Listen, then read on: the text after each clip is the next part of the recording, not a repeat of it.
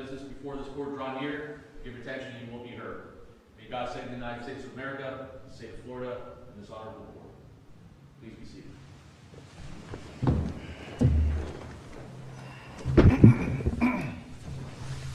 Good morning.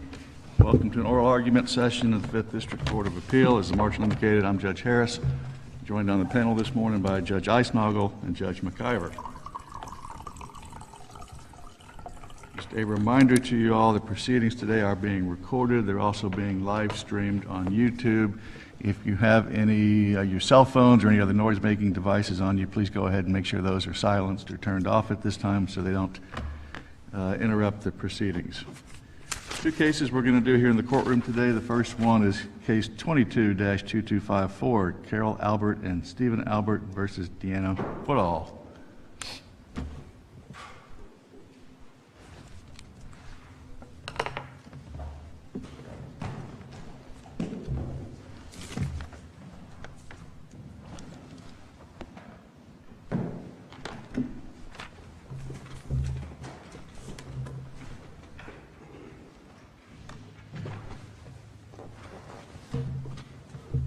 All right, each side has 20 minutes for the argument. Appellant can reserve as much of that as you would like for rebuttal. The default is 5 minutes. If you would like something other than that, please let me know and we'll try to accommodate that.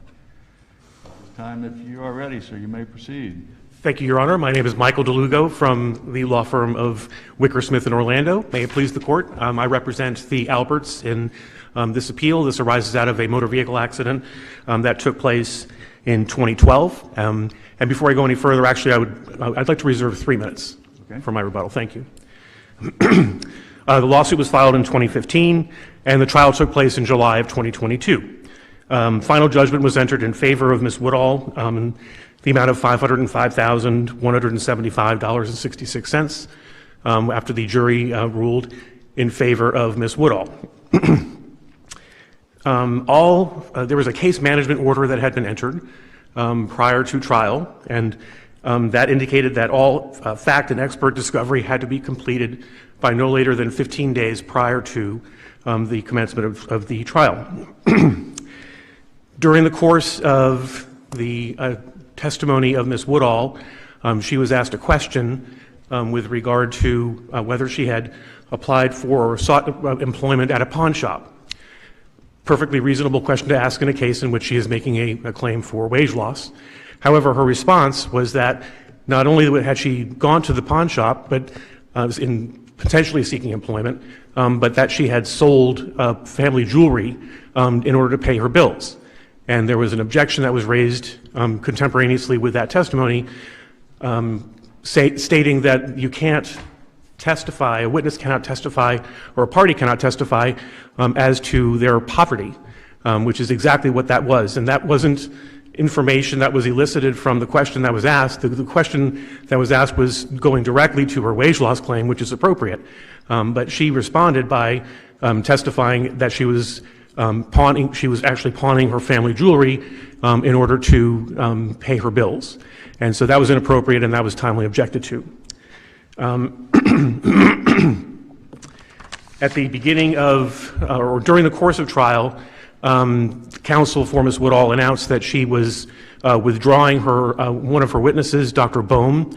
The trial went forward from that point on. And then later in the trial, the counsel announced that he was considering actually playing the testimony of Dr. Bohm's deposition in rebuttal. And there was an objection that was raised to that. And ultimately, the trial court ruled against the defense and allowed the video deposition of Dr. Bohm to be presented. The first issue that was raised in appeal goes to testimony that was elicited from Dr. Nizam Razak, who during the course of cross-examination had confirmed that he had not reviewed a 2013 EMG radiology study or nerve conduction study, and that if he had been presented that, he would have reviewed it. That was all that was elicited during cross-examination.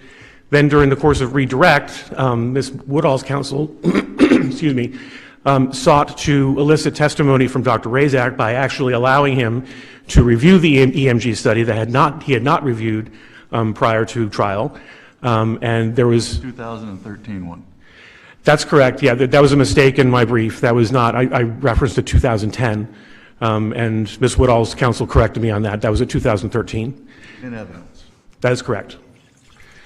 It was in evidence, but Dr. Razak had not reviewed it prior to trial. He actually reviewed it on the stand and gave testimony during the course of redirect, where counsel asked him whether the review of that 2013 EMG study had changed his opinions, and he said, no, my opinions remain the same. So in effect, Dr. Razak was allowed to review the EMG study during the course of trial and then was allowed to bolster his testimony that he had given. And that is inappropriate under Binger versus King Pest Control. You can't have experts or testifying witnesses reviewing things, or radiology studies specifically, that they had not reviewed during the course or prior to trial, prior to their depositions. The idea of... Well, they can't do that if it changes their testimony. Does Binger apply if it just bolsters their testimony? It does, and the Goren-Gold case stands for that proposition. I'm sorry, Goren-Gold. It apply, and I think that that's the arguments on either side in this case is that Ms. Woodall is saying, well, it didn't change his testimony, so how are you prejudiced? And our response is, Goren-Gold doesn't just stand for the proposition that you can't show a witness new radiology studies that will change their testimony. You also can't use that, that newly reviewed evidence to bolster their testimony. And both the Goren-Gold case and the previous case of the 4th District in Grau versus Branham both specifically use the word bolster. You cannot do that in order to bolster witnesses' testimony. And so that... So, counsel, you don't have a problem with the fact that it was reviewed during trial and then the statement that this doesn't change my analysis at all. That's fine, right? No, that's not fine. My point is... Maybe I misunderstood. Didn't your side introduce this issue during the examination? In a very limited way. Right. I understand. But you raised it, right? That is correct.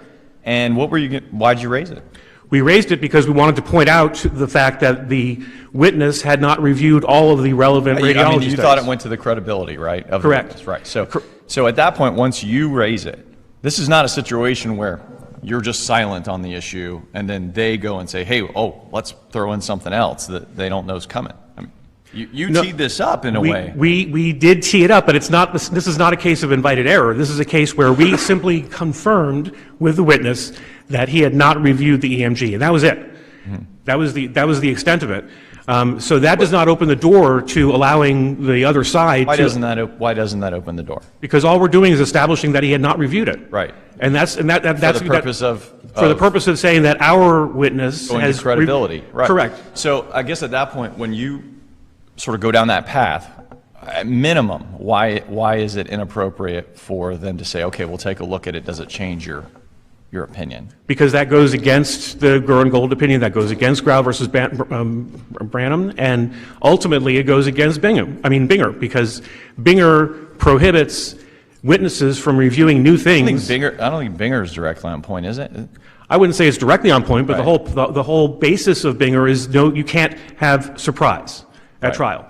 And surprise specifically that would prejudice. Did one side sort of introduce the issue and tee it up, and then the other side simply responded? Is that what happened there? Well, what our argument is that we have a right to argue to the jury that the plaintiff's witness did not review this particular piece radiology, this EMG, and our witness did. And therefore, our witness's testimony is more complete. And that is something for the jury to consider as they are deliberating.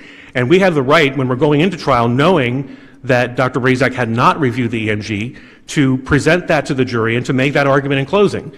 And that the trial judge's ruling took that away from us. And that was something that, that was a trial strategy that we were going to present. And in the middle of trial, that was changed. That changed the landscape of the trial. And that's what Binger proscribes. And so I'm not saying that factually Binger is right on point. I'm saying that the whole point of Binger in a general sense is that you cannot have surprise at trial. You cannot have a trial by ambush because that prejudices the other side. I guess I just... Sir. Go ahead. I was gonna say, I'm sorry, I didn't get this from the record, but how long did Dr. Razak spend reviewing the 2013 EMG? It's not clear from the record. It's one of those where the transcript says the document is handed. Was he sitting there on the stand for an hour reading the thing, or was it a cursory review? I don't know the answer to that. I don't think the record really clearly establishes that. So I can't sit here and say it was 5 minutes or 60 minutes or 30 seconds. I just don't know. Okay. But we do feel that I guess, counsel, so is it really ambush when you introduce the concept and they're simply responding? Is that really it is, ambush? because the concept that we're introducing is that Dr. Razak did not review this study. No, I understand that you wanted to attack his credibility. I get that. But, I mean,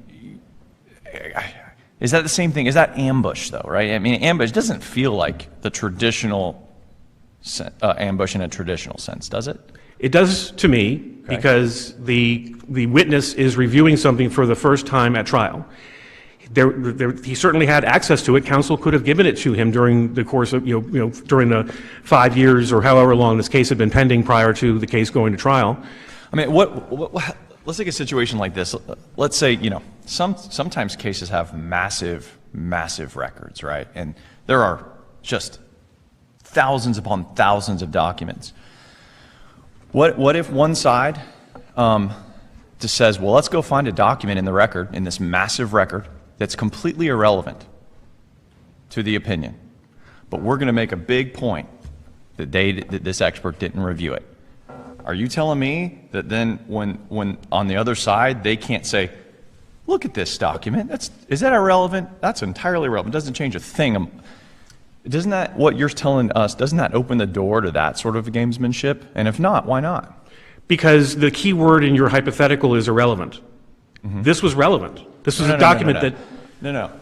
So you would say, well, the difference is if we can establish that the document is entirely irrelevant, okay, then the rule you're proposing wouldn't apply. If it's entirely irrelevant, then I would agree. However, in this case, Dr. Razak looked at the document and used that review during trial to bolster his testimony, and that is where we feel that the trial court abused her discretion in allowing that to happen. This was not a completely irrelevant document. This was a document that our witness relied on, and that we... So it's not so you're not proposing a bright line rule? I'm not proposing... We would need to look at the document and say, well, I mean, how relevant is this document, right? I don't feel... Some documents are very relevant, some are a little relevant. Where would we... I'm not proposing anything new. This is something that the Gurr and Gold and Grau versus Branham courts have already said, that you can't have witnesses... Hold on. They said that irrelevant documents are fine to review for the first time at trial and opine on, but no. Relevant documents are not? They said that? No, they did not say that. I don't think there's any case that I'm aware of... I'm not aware of one either. ...that talks about showing irrelevant documents to witnesses in an attempt to impeach them or an attempt to discredit them. But that's not this case. This case is different because this EMG is relevant, and in fact, Dr. Razak said that this confirms his opinion, which in effect has the effect of bolstering his opinion.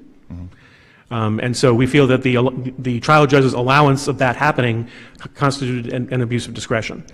The other two issues... Does it really bolster his opinion in the manner in which you were impeaching it?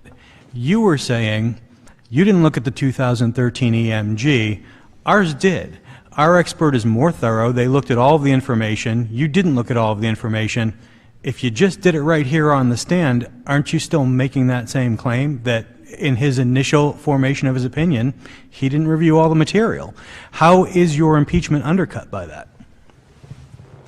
We have a right to know going into trial who's reviewed what and what arguments we're going to make, and the witnesses can't change the playing field during the course of trial. I assume you knew, or you wouldn't have asked him if he had reviewed it, right? You don't ask the question you don't know the answer to. That is correct. Trial counsel knew the answer. So you weren't being blindsided? No, we weren't being blindsided until the judge allowed the witness to cure the problem. So that's the issue in this And case. does he cure the problem when the problem that you're laying out is you weren't fully prepared? Your opinion was not based upon all of the facts when you gave it. And our position is you can't fix that during the course of trial. And that's what, in a general sense, that's how Binger applies, and that's what the Goren-Gold case stands for. And Goren-Gold, even though the Goren-Gold case is distinguishable in the sense that it was a new opinion that was generated as a result of the review of the radiographic study, our position is that whether it's changing your opinion or simply bolstering your opinion, it makes no difference. It's not Let me change allowed. my hypothetical a little bit. What if, in this 20,000-page record hypothetical case, right, let's say there's 1,500 pages of relevant stuff. We don't expect an expert to review. What if they review 1,499 of those pages, but one of the pages that is relevant, they don't review? Are you allowed to go and just pound them during trial for not reviewing this one relevant document, and they're not allowed to then look at it and say, hey, this is the same thing as all the stuff I already heard. This doesn't change a thing. Why can you do that, and they don't get a chance to take a look at it? That's all about getting prepared for trial. So essentially gamesmanship is what we're looking for here? No. We're not looking for gamesmanship at all. Is that not gamesmanship? No, it's not, when you pick Your out Honor. the one document that's relevant that they didn't review? I think your hypothetical is a little bit extreme. And Well, it's it not may be, but lawyers can sometimes be extreme, counsel. That's true. Hopefully not appellate lawyers, but I know trial lawyers sometimes are.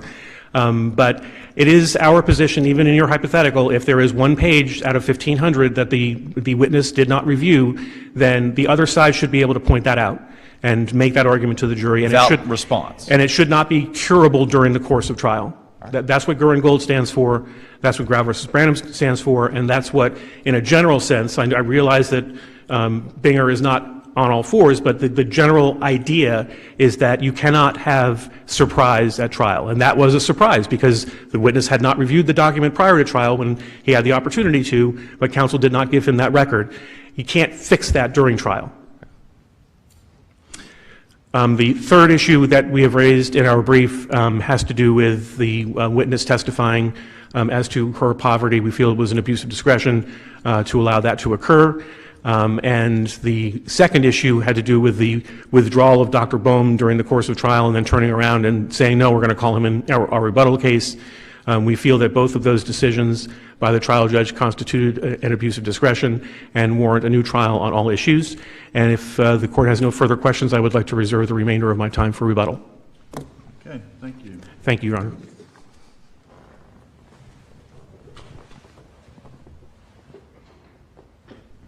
All right, counsel for Appellate, you may proceed. Thank you, Your Honor. May it please the court, Richard Dellinger and Michelle Stein, Logan Young on behalf of Deanna Woodall, the appellee in this case. Your Honors, this case was tried over the course of 5 days. It took 8 years for my client to get to trial. It was tried in front of the jury from July 11, 2022 through July 15 of 2022, and the jury reached their verdict. The EMG study that has been discussed in detail today was stipulated into evidence. It was Exhibit 13 that was stipulated and agreed to by all parties. Why is that relevant, counsel? I mean, if the expert didn't rely on it, why does it matter that it was in evidence? Because the expert was being asked to comment on something that was already in evidence. In this case, there's no surprise. It's one of the Binger factors. You know, except for that. I mean, it wasn't part of the expert opinion that they thought they were going to get, right, walking into trial. Yes, it was not part of the expert opinion. In fact, he testified consistently with what he had told, what Dr. Razak had told the appellants that he would testify during deposition. In that regard, this is completely consistent with Binger. On direct examination, the Dr. Razak testified completely consistent with all the disclosures to date, with all the discovery to date, and there is no Binger violation, there's no discovery. The key distinction between this case and the Goren-Gold case and the Grau case. In the Grau case, there were medical examinations that were done during the course of trial, and the witness in that case testified at trial for the first time in direct examination about 2 medical examinations that he did during the course of a medical malpractice trial. Brand new evidence during direct examination. Different here. This was raised in cross-examination and then addressed during redirect examination. In Gurin Gold, it was an MRI study, a prior MRI study that the witness had testified he had not reviewed during his discovery deposition, and then before testifying on direct examination, the witness in Gurin Gold, a treating doctor, had reviewed that MRI study and provided brand new opinions during the course of direct examination. Complete surprise and complete violation of Binger. That is different here. That is different here. In direct examination, the witness stayed away from that prior EMG study, even though the EMG was in evidence. He completely stayed away from it. And when the defense raised that issue, when they raised that issue in cross-examination, we objected because it had not been addressed. When the objection was overruled, the witness was allowed to testify about it, and so we then asked him about the document that they raised. The Binger factors requires surprise, unfair gamesmanship, something new. That's not the case here. They raised it. They brought it on themselves. They brought up the issue during cross-examination. If you put a witness on the stand, he testified completely consistent with all his disclosures, everything that's required by Binger, and there's no unfair surprise to them, no violation of Binger. Your Honor, during the course of this trial, all of the witnesses that testified have been deposed, and over the course of 8 years, they had an opportunity to get all the opinions. Dr. Boehm had provided a discovery deposition before his trial deposition was taken, and that trial deposition was presented to the jury by agreement. By agreement. The defense lawyer in that case, the defense lawyer in proceedings below, indicated that he may object. He needed to, if you look at the record, he indicated, I really don't know, I have to take a look at the authority. That was the full extent of his objection regarding Dr. Boehm's potential rebuttal testimony. That was it. I really don't know. This is on the record, page 4325. 4325. I really don't know. I'd have to take a look at it. Then when the testimony was finally presented in front of the jury, the judge made it clear, Senior Judge Dawn Fields made it clear to the jury that this was by agreement, that this rebuttal testimony was being presented by agreement. Your Honors, that is a waiver. Any argument here that there was some sort of objection was waived at the proceedings below. There's no fundamental error with regard to allowing Dr. Boehm's testimony to be provided to the jury. With regard to the financial status of the parties, the testimony in the underlying proceedings was a single reference to the witness pawning her jewelry when being asked about her wage loss claims. A single reference to the witness pawning her jewelry because she couldn't afford to pay her bills. The Baldamente case has a footnote, footnote 16 in Baldamente. It says, any error with regard to the financial status of the parties is harmless where the record otherwise contains enough properly admitted evidence from which the jury could figure out the relative economic status of the parties. That's footnote 16 of Baldamente. The evidence in the underlying proceeding is that Ms. Woodall drove a Chevy Impala, that the defendant drove an Audi, that Ms. Woodall was a single mother, that she was working 2 to 3 jobs, that she was bartending, that she was doing makeup and waiting tables, and that she was making less than $700 a week. There was a distinction between the parties with regard to their financial status, and because all of that evidence below established it, the footnote in Baldamente would apply. To the extent that there's any error in that single reference to her pawning her jewelry, that would be harmless error under the footnote of Baldamente. And we submit to Your Honor that there is no evidence because that issue was only addressed once in the underlying proceeding. It was a response to a question. There was an objection. The objection was overruled. There was no request for a limiting instruction at all by the defense, and we never raised it again. It never came up. We didn't address it. The appellees, forgive me, I was trial counsel as well. The appellees never addressed this issue at all during the underlying proceedings. At all. Never came up. You make a good point about the documents. Is it fair to show a witness a document that they might have, Judge Eisnagel, you make a good point about the document issue. Is it fair to show a witness a document that they may or may not have reviewed and then try to use that as a weapon against them? And frankly, it's not. In this case, the defense, if you read the record, you can see that we were hamstrung between case law which says if you're going to have a treating doctor testify, you can't provide the treating doctor with all the prior records, because then it would be a violation of the expert rules. Worley, we would violate the expert rules if we did those things. So in this case, the treating doctor just testified about what he had in his file, what he used to treat the patient. And in this case, because they used a document that was in evidence, we had the ability to cross-examine him on it. There was another point that was made. I believe it was Judge McIver made a good point about whether this, how long the witness reviewed the document, how long Dr. Razak reviewed the document. I was there. The record reflects that the document was raised in cross-examination, wasn't shown to him. On redirect, the document was raised. Senior Judge Dawn Fields took the jury out and allowed the parties an opportunity to show the witness the document fairly briefly. The witness looked at the document. It's not a radiological study. It's actually an EKG study, which is just a report. He gave his opinion. The judge allowed it, said they opened the door, and then the jury was allowed back in. The questioning of him was, according to the record, that's the record below, was 10 minutes or less, and he provided his opinions. So, Judge McIver, you make the point that they still have the ability to cross-examine the witness on the point that this was just a very superficial review, that he didn't really review it in any level of detail. Having Dr. Razak review that EKG study did not impact their ability to cross-examine him on the superficialness of that review, because it was very, very quick in front of the jury in 10 minutes or less. In closing, unless there's any questions, I think I've covered the three issues, but I do want to remind the court of the standard of review. In this case, we had a trial judge, Senior Judge Dawn Fields, who tried this case over the course of 5 days in front of a jury and had access to all of the evidence. And great deference is to be given to trial courts who have superior vantage point, having reviewed all the evidence and all the proceedings in this case.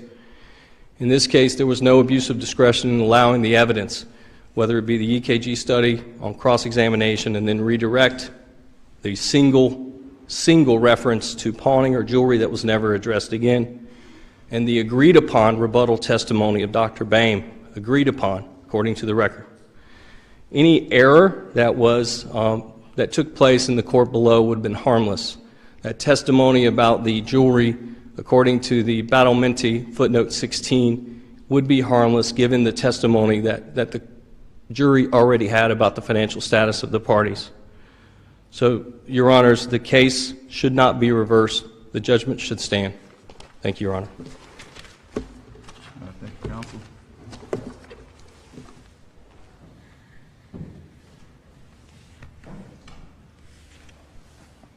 All right, just under 4 minutes. Thank you, Your Honor. I would like to draw the court's attention to the Gould opinion.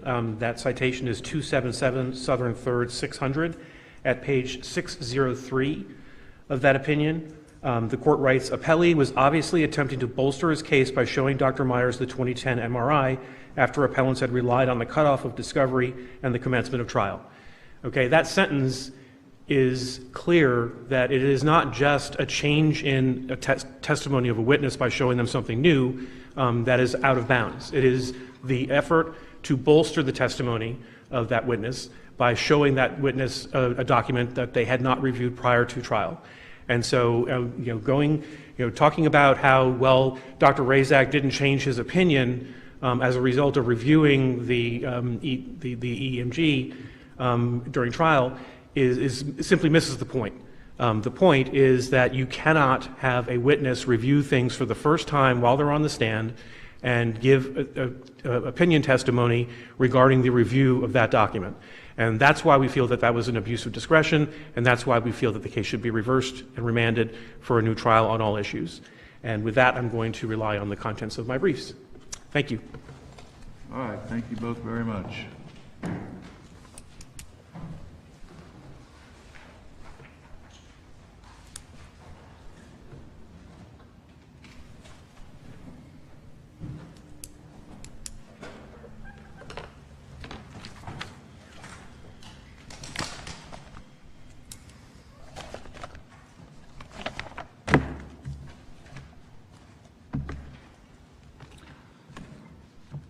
All right, our next case, City National Bank versus Signature Land, case number 23-308.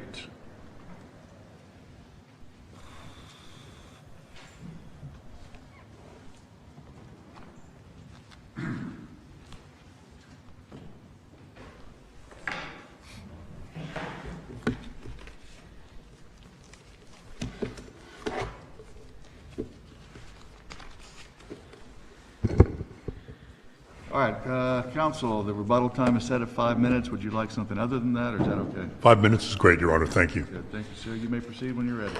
May it please the Court, Elliot Shurker on behalf of City National Bank.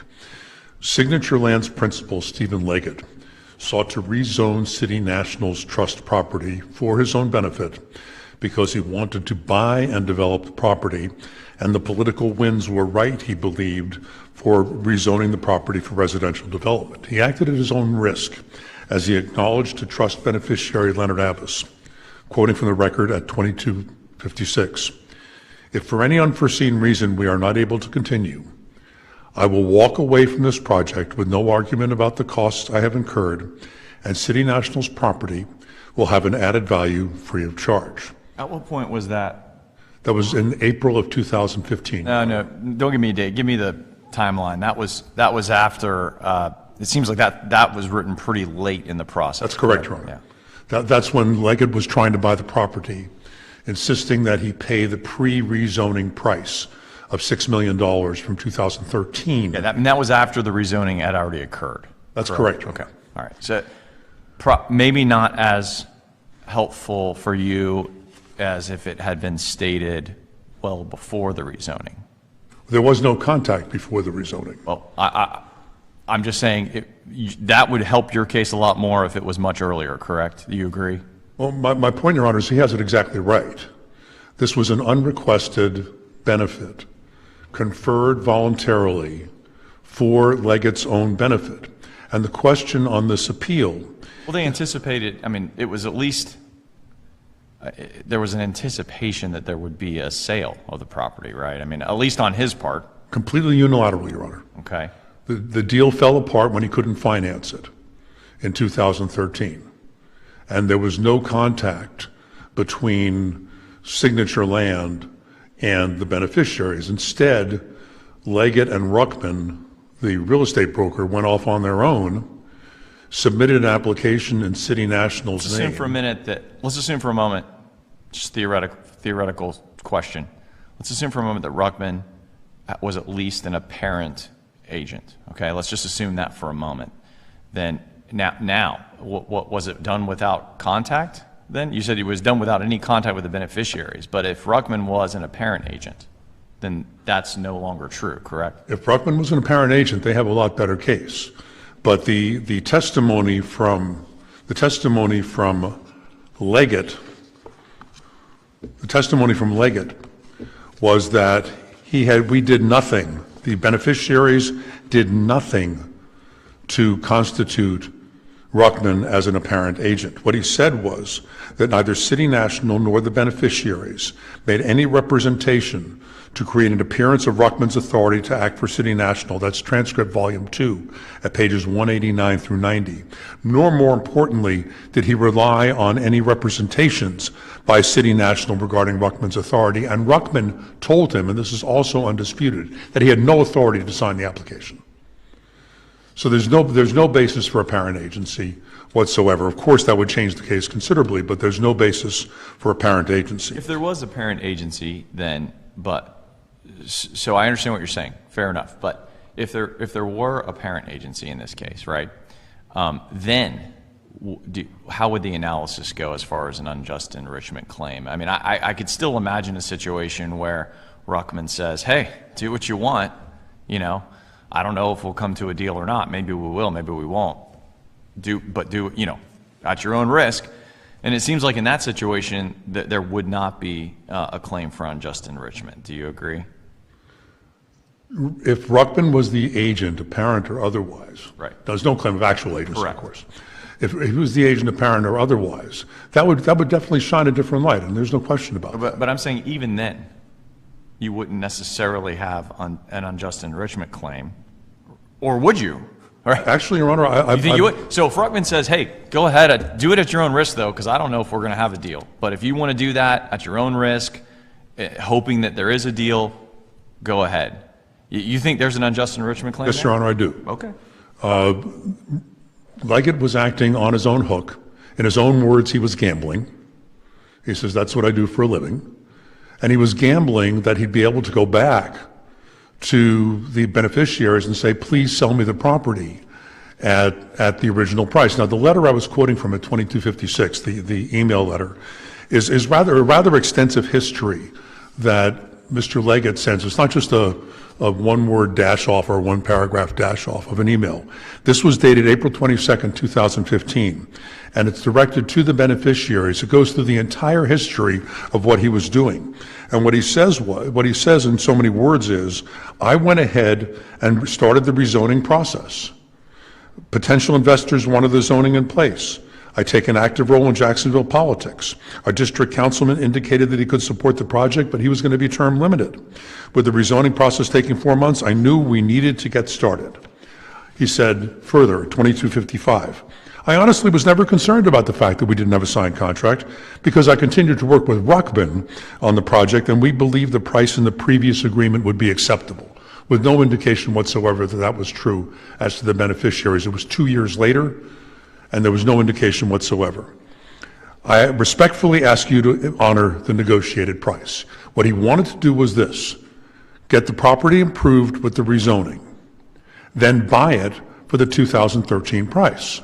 And he insisted on, and then he also said in the same letter, however, that if you want to go and get appraisals, that's fine with me. If you agree, I will pay the highest amount of either of the two appraisals with the negotiated price. That was his offer to the beneficiaries, and they went out and had it appraised and then offered to sell it for $8.5 million. So we took him at his word and said, fine, here's the appraised price. He refused. So his deal is this: sell me the property for $6.5 million, as I could have bought it in 2013. I get the benefit of the higher value of the property of approximately $2.5 million, which is what he got out of the jury, for the simple cost of what it cost me to do it, and that's never been proved. They never sought that as damages. Or if you don't, I'm going to sue you for unjust enrichment and get the same $2.5 million. It was a heads I win, tails you lose. Talk to us briefly about the effect. So you say that there's no apparent agency, and you make that point for the entire timeline, but talk to us about the effect once you had notice that he was doing this, that Ruckman had signed as the owner to give him the ability to do this, and you didn't put the brakes on it. Yes, Your Honor, that's a fair question. This is putting the onus on the innocent recipient who receives some notice. Now, there was different notice at different times, and we need to be precise. What happened was initially a form notice went out from the city of Jacksonville to City National Bank. It ended up at the bank, and that's the end of what the testimony is as to who knew what. Now, everybody agrees this is a Florida land trust, and of course my opponents rely most heavily on what the beneficiaries knew and said. So I don't think they can get very far with that piece of paper living in the bank. The second thing that happened was Ruckman, on his own hook, went to the other family involved in this, the Tredenicks, who everybody knew wanted to sell this property, and that's the only reason the trustees were selling the property in the first place in 2013, was because the Tredenicks needed to monetize the property. He went to the Tredenicks to try to convince them to authorize the trustee to do the sale and to sign off on this contract that nobody else ever saw. Now, what the undisputed testimony from the Trednicks was, everybody knew, and I'm sure my opponents will concede, that Mr. Abbas spoke for the trustees, that he was the representative of the trustees. And the testimony from the Trednick family was, no one came to us. Don Ruckman, who'd been working with the Abbas family for 40 years, never came to us with any offer or any deal that hadn't gone through Mr. Abbas. So when he came to us with this, we assumed that Mr. Abbas had approved it, and the email traffic afterwards shows that that's absolutely true. So the notice, if you will, of what was going on was not in the form of, we are rezoning your property and we would like to buy that property at the 2013 price. Nothing like that ever happened. And when Mr. Abbas found out, his shock and surprise is clear on the face of the record in his testimony and in the contemporaneous documentation.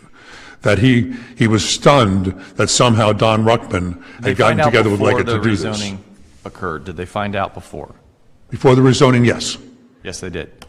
So I guess that's the question, right? What did they do then? That's the second part of the answer to the question. The second part of the answer is there is no authority cited in their brief or anywhere that I can find for the proposition that an innocent recipient of an unsought benefit is required to go into their own pocket. Talking about the Appellee's brief? Nor in their brief. The Appellee doesn't have a burden on appeal, do they? They have to show they're right.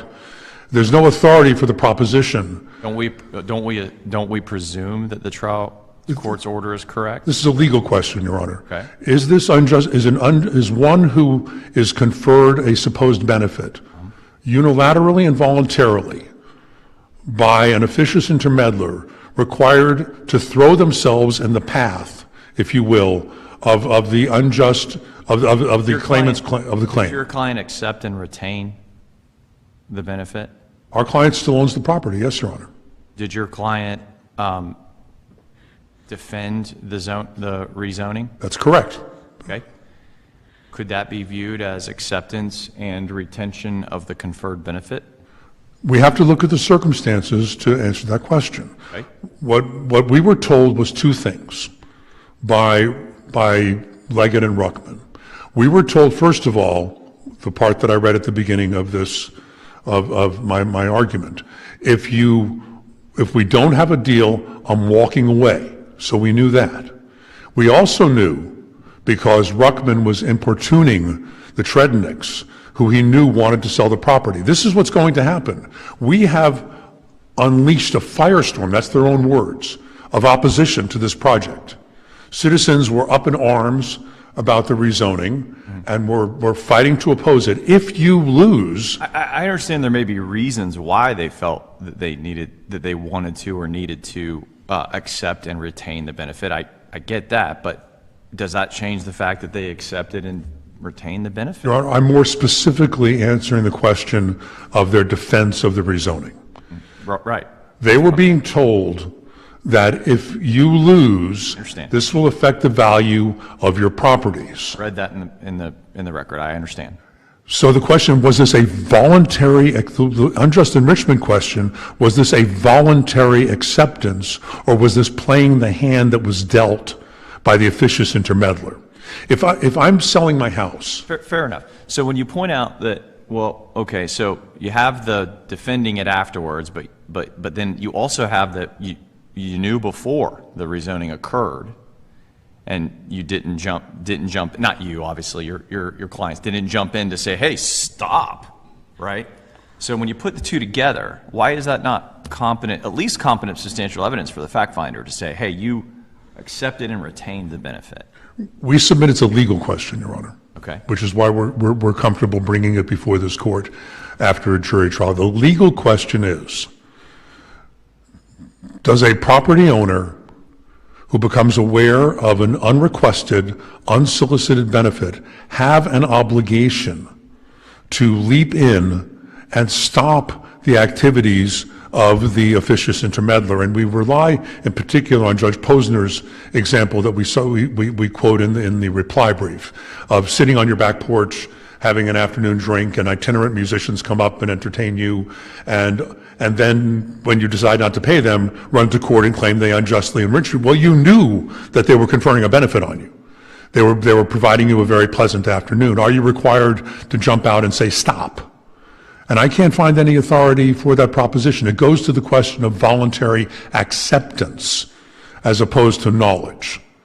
If I'm, as I started to say, if I'm selling my house and someone who wants to buy my house while I'm out of town plants a bunch of very valuable trees on the property and then says, I'll buy your house at the asking price, but I'm not going to pay you for the increased value that I just conferred. And I say, no, I don't want to do that. I'll sell it to you for the increased value, but I'm not going to sell it at the value that it was before you voluntarily conferred this benefit on me.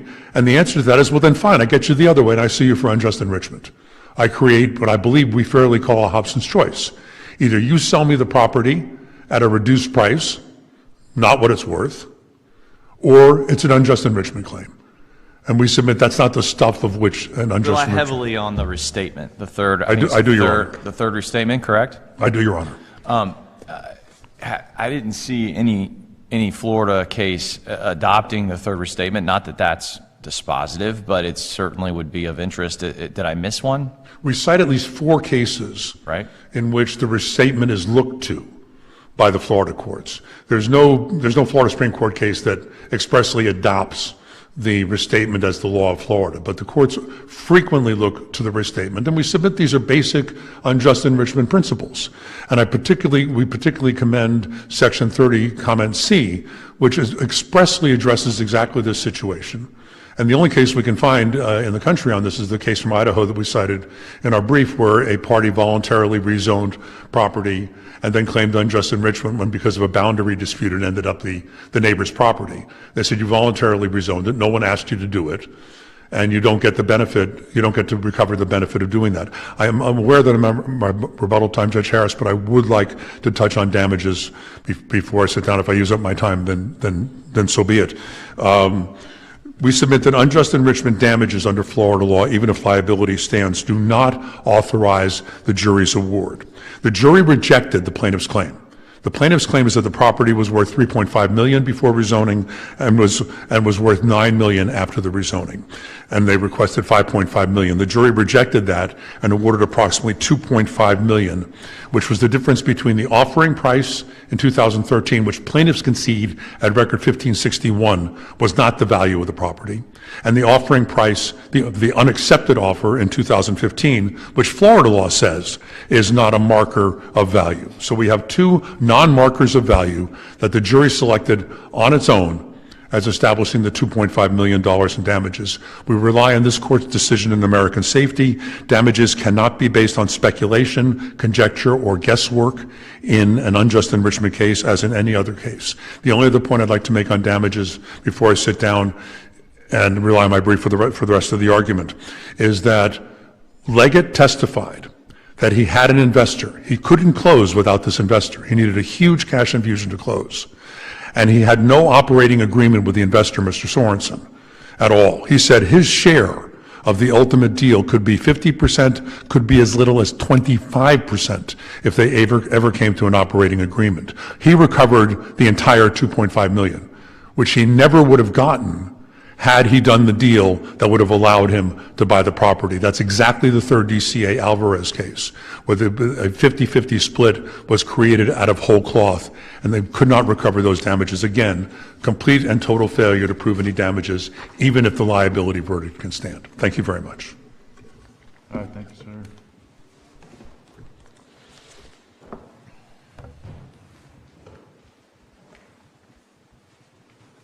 All right, sir, you'll have 20 minutes for your argument, which will include any issues raised in your cross appeal as well, okay?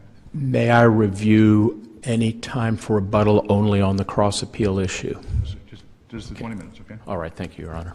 May it please the court, my name is Jeffrey Regan of Regan Atwood, Jacksonville, Florida. I have with me at council table today Mr. Charles Walker of Bloodworth Flick and Walker in Orlando, and in the courtroom today is Mr. Stephen Leggett, who is the client representative of the Appellees in this case.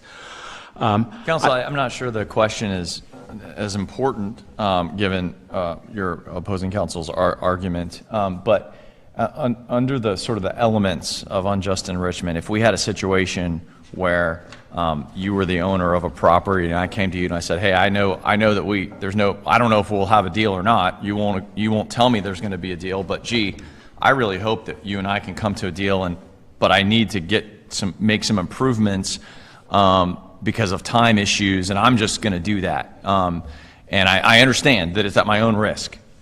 How would that meet the third element? It would be inequitable for the defendant to retain the benefit without paying for it.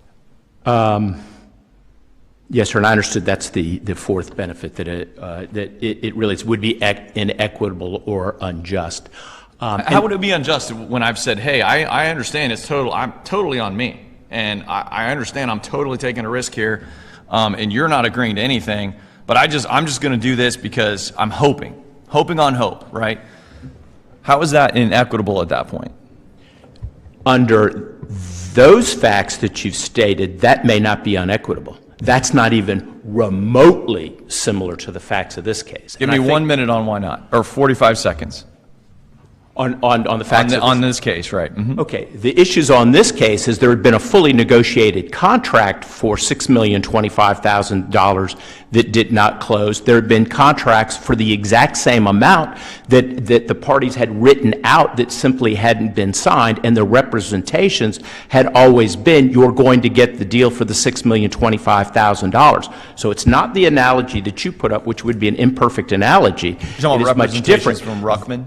Yes, sir, Ruckman. But it goes beyond Ruckman, because the Trednicks, who were people with the power of direction to tell this trustee, you have to sell this property for $6,025,000, knew the rezoning was going on, had the notice of rezoning from the city in their records, had even signed the direction to the trustee to sign the contract for $6,025,000, and were fully aware of that zoning going on.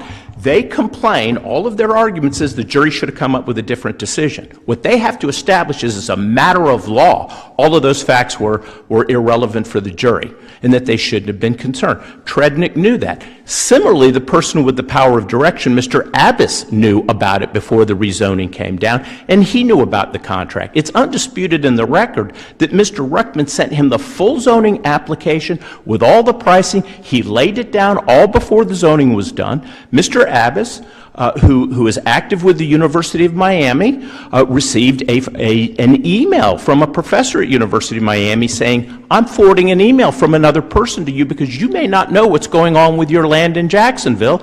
There is going to be, it was a preliminary hearing, but a preliminary hearing tonight. He wants to talk to you to make sure you know what's going on. What did Mr. Abbas do? At that particular point in time, he was charged with all knowledge. The expectation was $6,025,000. We were going to sell it after the rezoning of this property for that dollar amount. He knew all about the rezoning application. He knew there was a hearing coming up. And what did he do with the email? He forwards it to Mr. Ruckman saying, I'm not going to call him. I'm not going to do anything about it. He was fully apprised before any rezoning occurred, both of the parties with the power of direction. Those facts overwhelmingly support the jury's verdict here on the facts that there was knowledge that this was being done by the parties. That's element number, first, element number one, they've never contested a benefit was conferred. It doubled the number of lots. Element number two, the defendants have knowledge of the benefit. Well, I just told you why the persons who can tell the trustee what you have to do had knowledge, and our briefs go through why under a land trust their knowledge must be imputed to the trustee. But if we look at the facts here, the trustee had knowledge. The trustee at least was given the knowledge whether they wanted to look at it. It's undisputed in the record that the city of Jacksonville sent not one, not two, but 3 notices of the very first preliminary rezoning meeting that would occur on this property to the trustee in Miami, Florida. 3 of them were sent to them.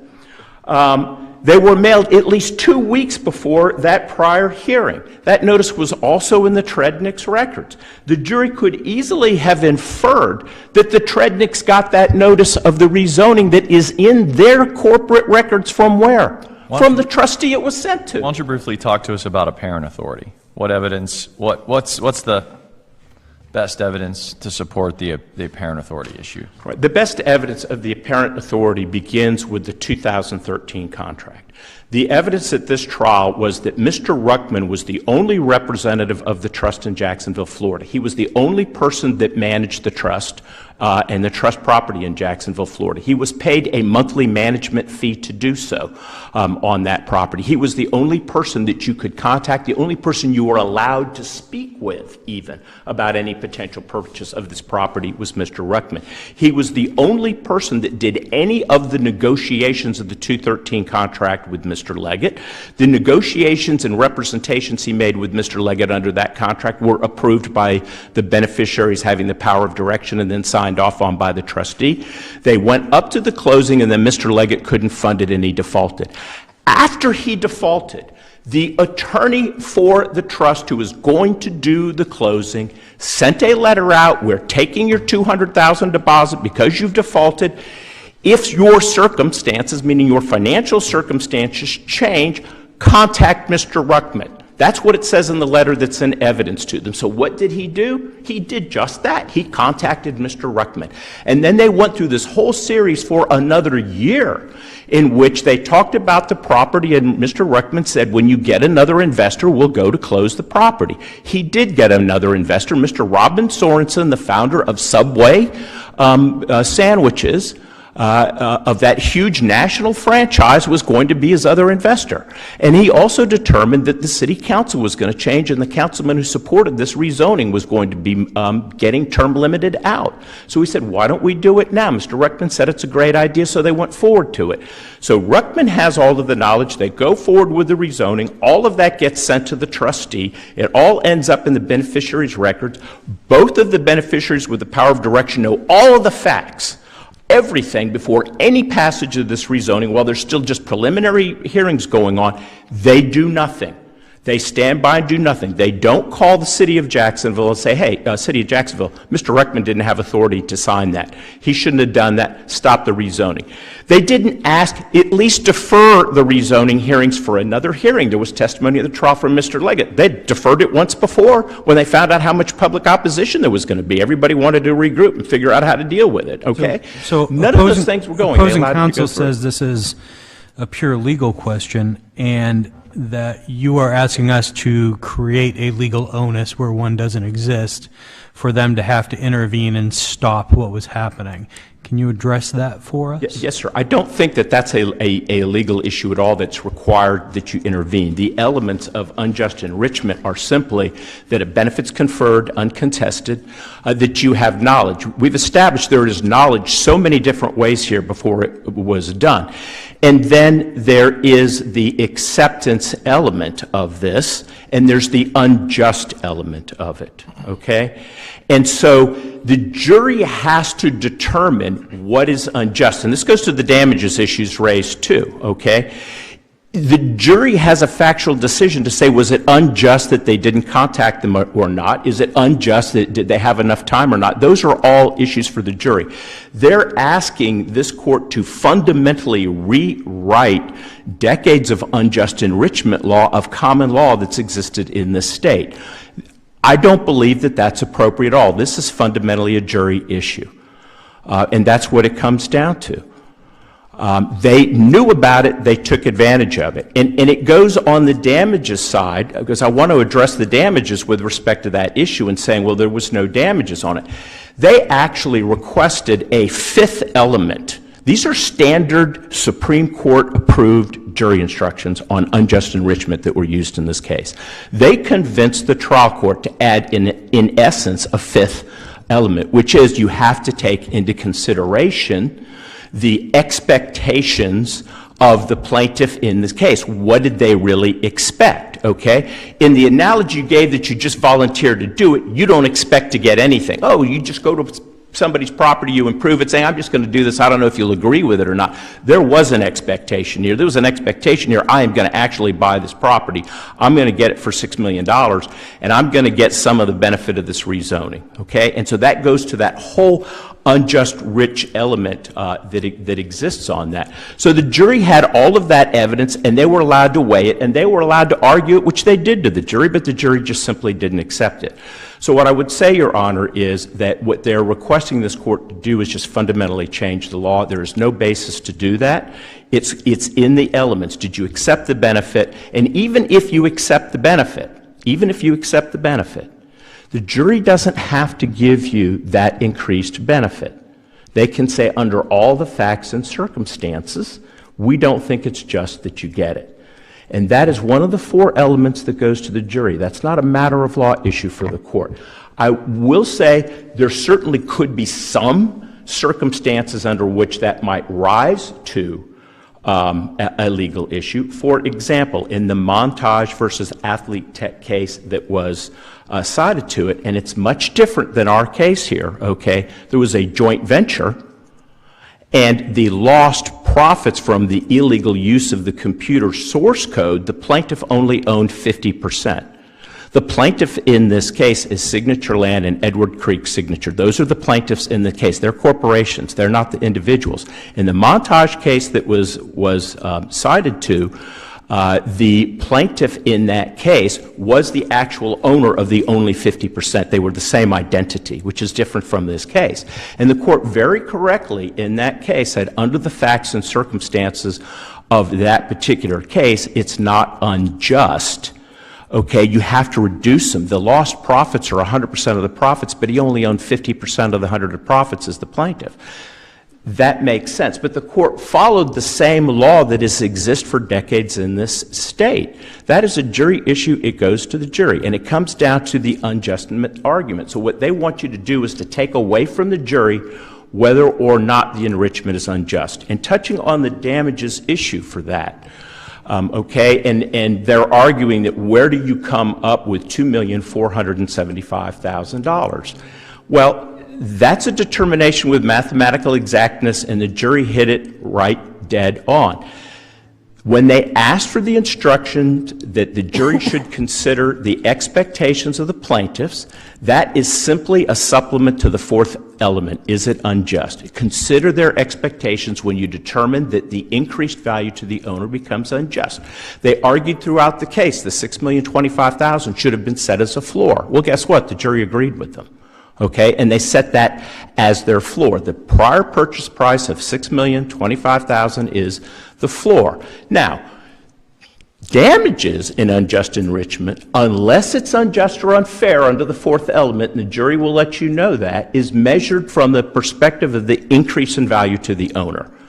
And Ron Moody testified the increase in this value was $3.5 million up to $9 million. It's $5.5 million. Which obviously showed that the plaintiffs were going to be overpaying for this property at $6,025,000, which the jury accepted as the floor, and that the value was $9. But it's to the perspective of the owner. It's from their perspective the damages. And so, in doing that, the jury has to come back and say, well, it may be $5.5 million, but he was going to overpay for some of the property and take the risk of some of the rezoning in it apparently already. Okay, and we're not going to say that it should be between $6,025,000 and $9 million, because what did the owner tell us? The owner on April 15, 2025, sent a letter saying, we will sell you the property for $8.5 million. That's $2,475,000, the exact jury's verdict difference. That doesn't establish the value, does it? That does not establish the value in terms of a market value, Your Honor, correct. What that establishes is evidence of the increase in the value to the owner, which is the perspective from which you must measure the damages under the case law, unless it's unjust. And so you make all the arguments that have been made today. So you make all the arguments that were made at trial. To the owner, when you say value to the owner, you interpret that as sort of a subjective. The owner sees this value. You don't read that as the market value has increased. That is correct. The market value is certainly relevant, Your Honor, because it can establish in a marketplace, perhaps what the maximum amount of the damages could be. But the 4th element is that the benefit conferred is unjust. The jury has to take into consideration all sorts of things. And in this particular case, knowing he was going to pay $6,025,000,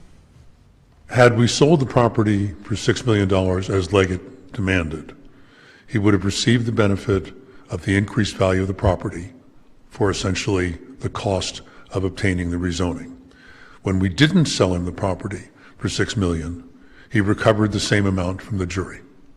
That doesn't sound like unjust enrichment. The principle upon which we rely is in Section 30, Comment C of the restatement, if I might. If benefits were conferred before a promise of counterperformance, and you can listen to my opponent's argument, there never was a promise of counterperformance, had been obtained in the context of a prospective exchange that the recipient was still free to reject, the result is a form of uncompensated enrichment that is neither unjust nor unjustified. That's exactly what happened here. There was no promise of counterperformance. Signature went and attempted to rezone the property on its own hook for its own benefit.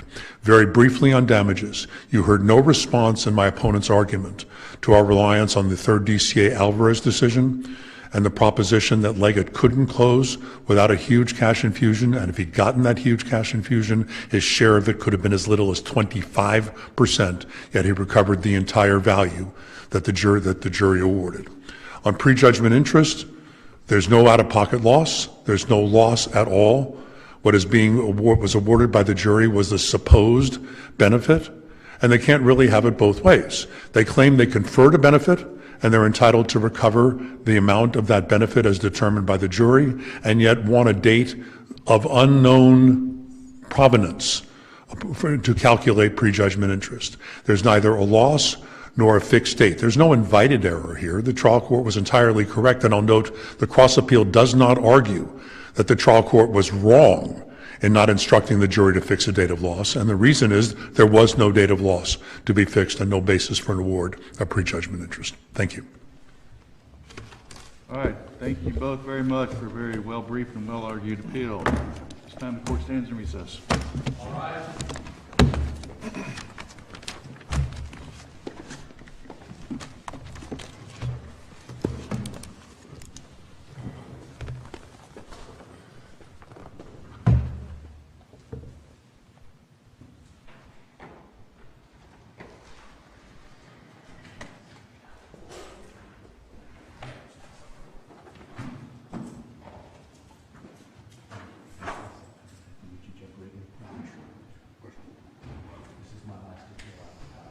Congratulations.